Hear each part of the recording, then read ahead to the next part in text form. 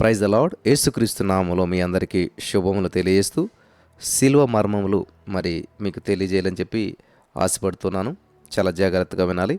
అసలు ఈ యొక్క విషయం మనకి ఎక్కడ ప్రారంభించబడిందంటే ఆదికాండం 3:15లో నీకును స్త్రీకిని నీ సంతానమును ఆమె సంతానం వైరము కలుగజేసేదను, అది నిన్ను తల మీద కొట్టును, నీవు దాని మడమను కొడతామని చెప్పి అక్కడ దేవుడు చెప్తున్నటువంటి మాటను మనం జ్ఞాపం చేసుకుందాం. స్తోత్రం దేవా, ఈరోజు యొక్క వాక్య వెలుగులో మనం నడిపించి బలపరచమని యేసు నామములో ప్రార్థించి నమ్మి పొందుకొని ఉన్నాం తండ్రి, ఆమేన్. సరే, జాగ్రత్తగా గమనించాలి. ఆది శిలువ గురించి మనం ధ్యానం చేసుకుంటున్నాం. శిలువ ఆకస్మిక సంభవం కాదు. చాలామంది అనుకుంటారన్నమాట, అయ్యో సడన్గా యేసుప్రభువుని సిలువేసేశారు, ఏదో ఆకస్మికంగా అకస్మాత్తుగా సంభవించిన ఒక సంఘటన, హఠాన్ పరిణామం అనుకుంటారు. నో, శిలువ అనేటువంటిది ఆకస్మిక సంభవం కాదు, అది దేవుని అనాది సంకల్పం. శిలువ అంటూనే క్రీస్తు శకం 1వ శతాబ్దం మనకు జ్ఞాపకానికి వస్తుంది. శిలువ అనగానే యేసుక్రీస్తు ప్రభువారు రోజులు, యేసుప్రభువారు భూలోక రాజ్యంలో జీవించిన రోజులు అవి గుర్తుకు వస్తూ ఉంటాయంటే మనకి.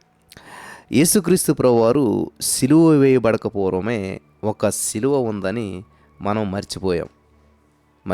అది ఎప్పటికీ కూడా యేసుక్రీస్తు ప్రభువారు శిలువ వేయబడక ముందే ఒక శిలువ ఉంది.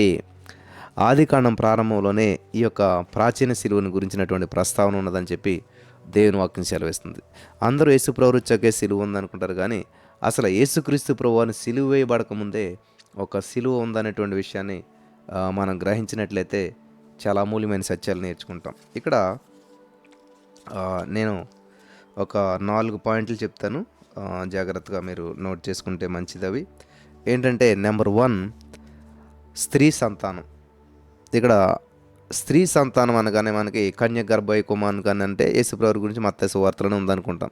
కానీ యేసుక్రీస్తు ప్రభువు పుట్టుక ప్రస్తావన చూసినట్లయితే ఆదికాండం 3వ అధ్యాయంలోనే ఉన్నది. హల్లెలూయా. ఆదికాండం 3:15లో మనం చదివినట్లుగా, మరియు నీకును స్త్రీకిని నీ సంతానానికి ఆమె సంతానానికి వైరము కలుగజేసేదను, అది నిన్ను తల మీద కొట్టును, నీవు దానిని మడమి మీద కొట్టేదు అని చెప్పాను. ప్రియులారా, గమనించాలి. పాపములో పడిపోయినటువంటి మానవుడికి రక్షకుని గురించి మొదటి వాగ్దానం ఇది. ఆయన స్త్రీకి జన్మిస్తాడు. ఇక్కడ పురుషుడనే మాట కనబడటం లేదు. యేసుక్రీస్తు కన్యకకు జన్మించడం అనే సంగతి ఇది సూచిస్తూ ఉంది. మెస్సయ్యను గురించినటువంటి వాగ్దానాలు బైబిల్లో సుమారు 43 ఉన్నాయి. అందులో ఇది ప్రప్రథమ వాగ్దానము. పరిశుద్ధ గ్రంథంలో ఈ యొక్క విషయం మరికొన్ని చోట్ల కూడా రాయబడింది. ఇది చాలా అద్భుతమైన విషయం. స్త్రీ సంతానం, ఇక్కడ పురుషుడి మాట లేదు, పురుషుడి ప్రమేయం ఎక్కడ కనిపించట్లేదు మనకి. యేసుక్రీస్తు ప్రభువు స్త్రీని ఎన్నుకొని ఈ లోకంలోనికి వచ్చారు. నెంబర్ 2, కన్యక గర్భం. ఇక్కడ యెషయా గ్రంథం 7:14లో ఒక ప్రవచనం ఉంది. ఏంటంటే, కన్యక గర్భవతి కుమారుని కని అతనికి ఇమ్మానుయేలు అని పేరు పెట్టును. ఇక్కడ కూడా మీరు గమనించినట్లయితే కన్యక కాన్పు గురించి ప్రవక్త యెషయా గారు రాస్తున్నాడు. కన్యక అంటే స్త్రీ గురించి మాత్రమే. ఈ యొక్క యెషయా గ్రంథాన్ని అంతా మీరు పరిశీలన చేసినట్లయితే ఈ యొక్క యెషయా గ్రంథంలో మరి ఈ యొక్క ప్రవచనం ఎప్పుడుదంటే, యెషయా గ్రంథంలో కన్యక గర్భవతి కుమారుని జన్మిస్తుందనే ప్రవచనం 700 సంవత్సరాల తర్వాత నెరవేరింది. ఆ ప్రవచనం చెప్పిన 700 సంవత్సరాల తర్వాత నెరవేర్చబడింది. మానవాతీతమైనటువంటి అద్భుత సంభవానికి ఈ యొక్క వచనం ఆశ్చర్యకరమైనటువంటి ప్రవచనం అన్నమాట. దేవుని నుండి వచ్చినటువంటి సూచన ఏదైనా సరే నిజంగా ప్రత్యేకమైనదిగాను అసాధారణమైనదిగాను ఉండాలి. ఒక కన్యకకు, పెండ్లి కాని యువతికి అయినా సరే పిల్లవాడు పుట్టడంలో పెద్దగా విశేషం లేదు. అయితే పురుషునితో సంపర్కం లేనటువంటి యువతికి బిడ్డ పుట్టడం దైవికమైన అద్భుతం. ఈరోజున మనం చాలామంది చూస్తుంటాం, పెళ్ళికి ముందే కన్సీవ్ అయినటువంటి వారు, కన్సీవ్ అయ్యారు కాబట్టి పెళ్లి చేసేటువంటి వారు చాలామంది కనిపిస్తుంటుంటారు. అలాగే కొంతమంది అయితే ఏం చేస్తారంటే, ప్రియులారా ఇక్కడ చాలా గమనించాలి. పెళ్లి కాని వారికి లేదా ఒక యువతి,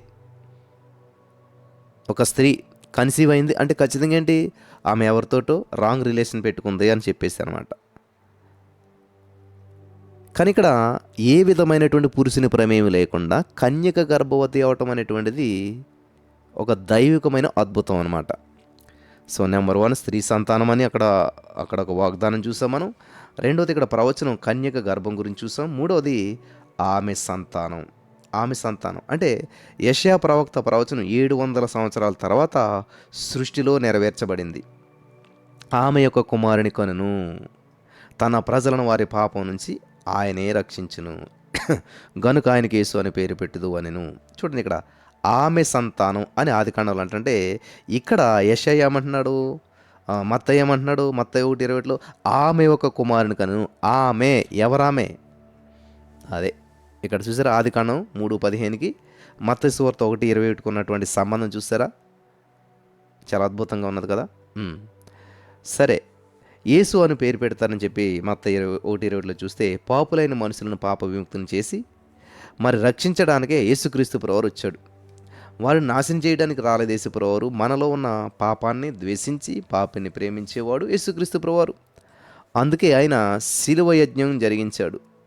శిలువపై మృతి చెంది 3వ రోజు మనకి యేసు ప్రభువారు తిరిగి లేచారు. ఇది అందరికీ తెలుసు. పాపిని రక్షించడానికి పాపరహితుడు అవసరమయ్యాడు. ఆయనే యేసుక్రీస్తు ప్రభువారు. ఆయన జన్మ, ఆయన జీవితం పాపరహితమైనది. యేసు పాపరహితుడు. ఓకే. 4వదిగా మనం చూసినట్లయితే ఆమె యందు యేసు జన్మం అంటే మత్తయి సువార్త 1వ అధ్యాయాన్ని మీరు వంశావళులు అధ్యాయం అని చెప్పి మనం పిలుస్తాం. మృతి పొందెను, మృతి పొందెను, మృతి పొందెను అనేటువంటి మాటలు మనకు అనేక సార్లు కనిపిస్తాయి. ఒక హనోకు తప్ప ఆదాము వంశంలోని ప్రజలందరూ మృతి పొందుతూ వచ్చారు. ఒక చిన్న పాప ఆదికాండం 5వ అధ్యాయం చదువుతూ ఇదంతా సమాధుల తోటలా కనిపిస్తుంది నాన్న అని తన తండ్రితో అన్నదంట. ఆదికాండం 5వ అధ్యాయంలో చదివినట్లయితే మరి చనిపోతుంటారు కదా, అదంతా నాన్న ఇదంతా ఏదో సమాధుల తోటలా ఉంది, ఇది శ్మశానంలా కనిపిస్తుంది నాకు అన్నదంట ఒక పాప. నిజమే కదా. కానీ కడపటి ఆదామైనటువంటి యేసుక్రీస్తు ప్రభువారిలో మనం అందరం తిరిగి జన్మించాం. ఈ యొక్క విషయాన్ని ప్రతిపాదిస్తూ మత్తయి సువార్తికుడు అబ్రహాము ఇస్సాకును కనెను, ఇస్సాకు యాకోబును కనెను అని వంశావళులను రాస్తూ యేసు జన్మం దగ్గరకు వచ్చినప్పుడు యేసేపు మరిలకు యేసు జన్మించాడని రాయకుండా ఆమె యందు క్రీస్తు అనబడిన యేసు జన్మించాడు అని రాస్తా వచ్చాడు. తల్లిదండ్రుల ప్రమేయం లేనటువంటి వాడు యేసుక్రీస్తు. ఆయన జన్మ ఒక ప్రత్యేకమైనటువంటి మరొక ప్రత్యేకతను సంతరించుకుంది. ఇంతకు ప్రస్తావించవలసిన విషయం ఏంటంటే ఆదికాండంలోనే సిలువ ఉంది. ఆదికాండం 3:15లోనే సిలువకు అంకురార్పణం జరిగింది. వింటున్నారా? సర్ప సంతానానికి స్త్రీ సంతానానికి ఇక్కడే వైరం ప్రారంభమైంది. స్త్రీ సంతానానికే జయం కలుగుతుంది. సమాధానకర్త అయిన దేవుడు సాతానును మీ కాళ్ళ క్రింద శీఘ్రంగా చేతితో తొక్కించును అని రోమా 16:20లో మనం చదువుతూ ఉన్నాం. సో సిలువ ప్రస్తావన ఎక్కడ వచ్చిందంటే ఆదికాండం 3:15లోనే సిలువ ప్రస్తావన ఉంది.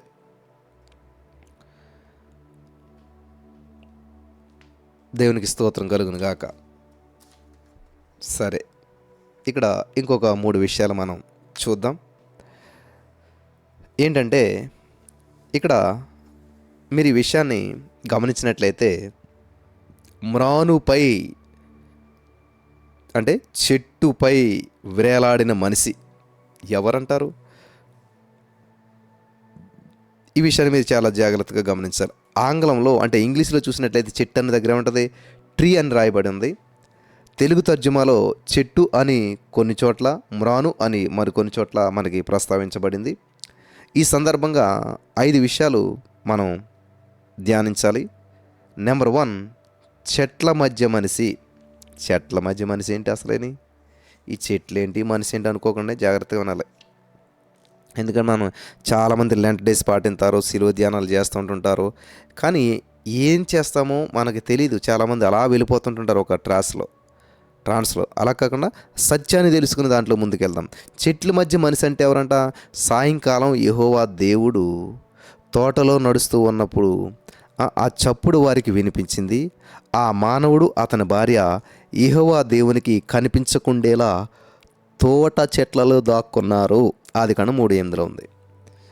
ఏంటి తోట చెట్లలో దాక్కోవటం ఏంటి? వాళ్ళు ఆదాము దేవుని కుమారుడు. ఆదాము దేవుని స్వరూపంలోనే దేవుని పోలికగా సృష్టించబడ్డాడు. కానీ దేవుడు తినవద్దన్నటువంటి చెప్పినటువంటి పండుని తినేశాడు, నేరం చేశాడు. మరి చేసినటువంటి తప్పుకి ఆ నేరానికి ఫలితంగా ఏమైందంటారు? దేవుని తోట నుంచి వెలుపలికి పంపివేయబడ్డాడు.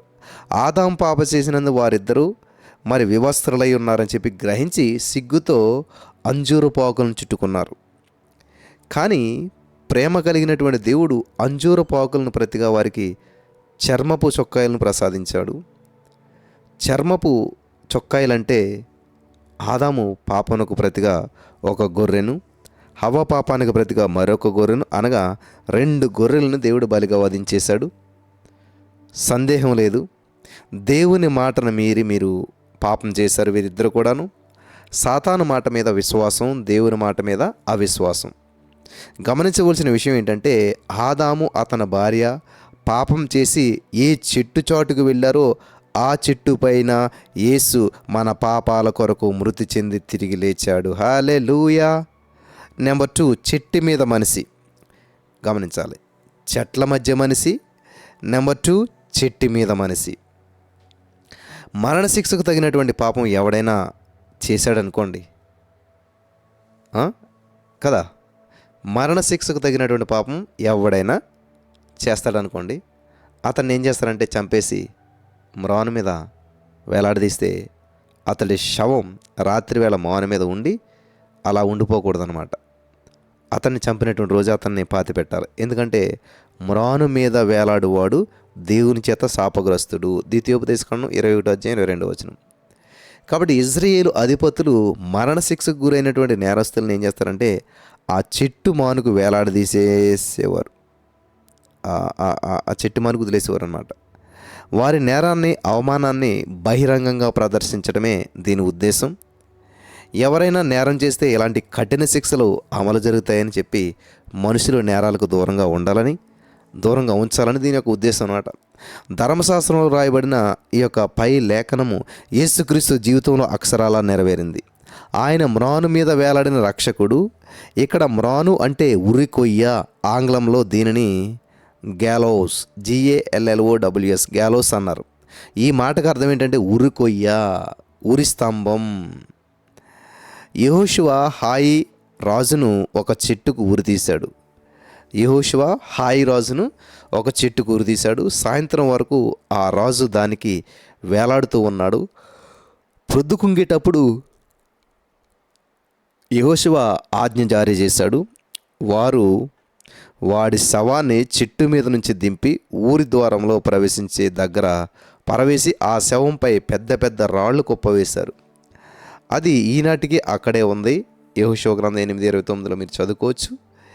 యెహోషువ ధర్మశాస్త్రాన్ని పాటించి ఇలా జరిగించాడు. ధర్మశాస్త్రంలో చెప్పబడినటువంటి ఈ యొక్క వ్యక్తి యేసుక్రీస్తేనని నిస్సందేహంగా పౌలు భక్తుడు మరి ఉద్బోధించాడు.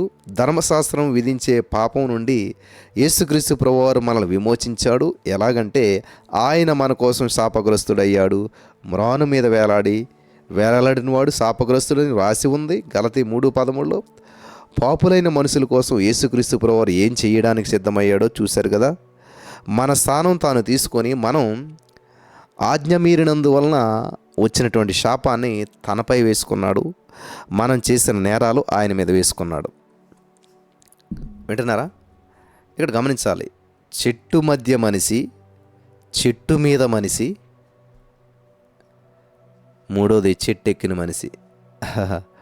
చెట్టెక్కిన మనిషి ఎవరు? ఆయన ఎరుకలో ప్రవేశించి దాని గుండా వెళ్తూ వస్తూ ఉన్నాడు. అక్కడ జక్కయ్య అనే మనిషి ఉండేటువంటి వాడు. అతడు సుంకం వసూలు చేసేవాడు, ఆస్తిపరుడు. యేసు ఎవరో అని చెప్పి చూడటానికి ఇష్టపడ్డాడు, కానీ ఆ జనసమూహం కారణంగా చూడలేకపోయాడు. ఎందుకంటే అతను పొట్టివాడు కాబట్టి. ఎలాగైనా సరే ఆయన చూద్దామని చెప్పి ఆయన ఆ వైపే వస్తున్నాడని తెలిసి అతను ముందుగా పరిగెత్తి మేడి చెట్టు ఎక్కాడు. లోకా 19:34. జక్కయ్య ఒక విచిత్రమైన వ్యక్తి. ఇతని పేరుకు అర్థం పవిత్రుడు. పవిత్రుడు అనే పేరు ఉంది, కానీ ఇతడు అపవిత్ర కార్యాలను జరిగించేవాడు. మనుషులకు ఇష్టం లేనటువంటి వృత్తిని చేపట్టిన వ్యక్తి. ఇతడు ఒక ట్యాక్స్ కలెక్టర్ అని చెప్పి మనకు తెలుసు. డబ్బు అన్యాయంగా వసూలు చేయడంలో అతనికి ఇతనే సాటి. ఇతనుకున్న రెండవ బలహీనత పొట్టితనం, ఈ కారణం వల్ల ప్రభువుని చూడలేకపోయాడు. మేడి చెట్టు ఎక్కాడు. జక్కైన ప్రభు పేరు పెట్టి పిలిచాడు. ఆయనకు మనందరి పేర్లు తెలుసు దేవునికి. జక్కయ్యకు ఉన్న ఆశ ఏంటంటే, ఆసక్తిని బట్టి నేడు నీ ఇంటికి వచ్చి రక్షణ వచ్చినదని చెప్పేసి ప్రభు చెప్పాడు. అంతేకాదు జక్కయ్య అబ్రహాము కుమారుడయ్యాడు. జక్కయ్య ప్రభుని చూడటానికి చెట్టును వినియోగించుకున్నాడు. ఎంత ఆశ కలవాడో ఆ పొట్టువాడు కదా. కాబట్టి ఈయన విషయంలో 4 ప్రాముఖ్యమైన విషయాలు మనం తెలుసుకోవాలి. నెంబర్ 1 కూర్చున్నాడు, నెంబర్ 2 చేర్చుకున్నాడు, నెంబర్ 3 మార్చుకున్నాడు, నెంబర్ 4 నేర్చుకున్నాడు. హల్లెలూయా. ఈ యొక్క విషయాలు చాలా విలువైనటువంటి విషయాలుగా మనం భావించి ముందుకెళ్ళాలి. చాలా జాగ్రత్తగా వింటే ఒక అద్భుతమైన సందేశాన్ని మీరు ఈరోజు వినగలుగుతారు. నెంబర్ 1, బహుధనాన్ని కూర్చుకున్నాడు. అన్యాయంగా సంపాదించిన ధనం ఇతని ఇంట్లో మూలుగుతూ ఉంది. రెండవది, యేసును హృదయంలో చేర్చుకున్నాడు. ఇతని జీవితాన్ని ఈ విషయం సంపూర్ణంగా మలుపు త్రిప్పింది. ఆ మొదటి దానికంటే రెండవ కార్యం ఇతన్ని ఎక్కువగా భాగ్యవంతునిగా చేసింది. మూడవది, తన జీవిత వైఖరిని మార్చుకున్నాడు. తన ఆస్తిలో సగం నిరుపేదలకు పంచిపెట్టేశాడు. నాలుగవదిగా నేర్చుకున్నాడు. ఎవరి దగ్గర అన్యాయంగా తీసుకున్నాడో దాన్ని 4 వంతులు మరలా తిరిగిస్తానని చెప్పి బహిరంగ ప్రకటన చేశాడు. యేసును పొంది ఇతడు ఆధ్యాత్మికంగా భాగ్యవంతుడయ్యాడు. ఇహలోక ధనం యేసు ముందు నిష్ప్రయోజనం అని చెప్పి గ్రహించాడు. ధర్మశాస్త్రంలో రాయబడినటువంటి ఆజ్ఞను ఇతడు నెరవేర్చి అబ్రహాము కుమారుడయ్యాడు. హల్లెలూయా. నాలుగవదిగా, చెట్టుపై వేలాడిన మనిషి. వింటున్నారా? చెట్టెక్కిన మనిషి. ఇప్పుడు నాలుగోది ఏంటంటే చెట్టుపై వేలాడిన మనిషి అంట. మనం పాపాల విషయంలో చనిపోయి న్యాయం కోసం బతకాలని చెప్పి ఆయన తానే శరీరంలో మన పాపాలను మ్రాను అంటే చెట్టు మీద భరించాడు. ఆయన పొందిన దెబ్బల మూలంగా మనకు ఆరోగ్యం కలిగింది అని అపోస్తులైనటువంటి పేతురు గారు తన 1 పేతురు 2:24 చెప్తూ ఉన్నాడు. చెట్టు మీద వేలాడిన మనిషి యేసుక్రీస్తు ప్రభువారు. మ్రాను మీద వేలాడిన మనిషి శాపగ్రస్తుడని ధర్మశాస్త్రం చెప్తుంది. ఆయన మన కొరకు శాపగ్రాహి అయ్యాడు. పాపం ఎరిగినటువంటి యేసు కొరకు పాపంగా చేయబడ్డాడు. లేఖనములు నెరవేరినట్లు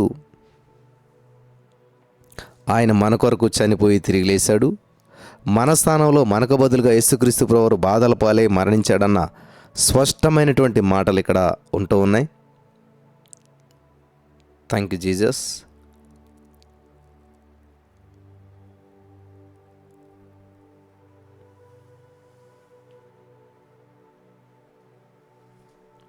యేసుక్రీస్తు ప్రభువారు వడ్లవాని కుటుంబంలో జన్మించాడు. వడ్లవానికి శీలలు, సుత్తె, బాడిసె, చెక్క ఇవన్నీ కూడా అవసరమైన పనిముట్లు. అతడు పని చేయనప్పుడు అంతా కూడా తన శిలువ శ్రమల జ్ఞాపకానికి తెచ్చుకునేవాడు.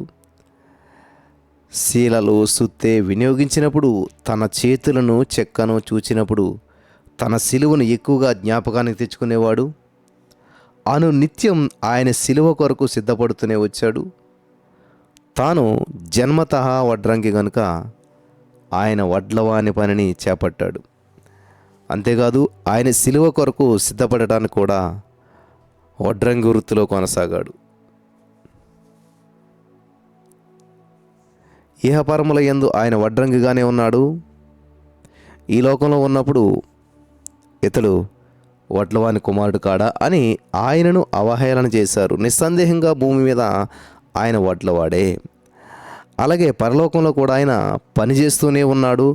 పరలోకంలో మన కొరకు ఆయన గృహాలను అనగా నివాసాలను సిద్ధం చేస్తూ ఉన్నాడు. ఇహ పరముల యందు ఆయన వడ్లవాడుగానే ఉన్నాడు.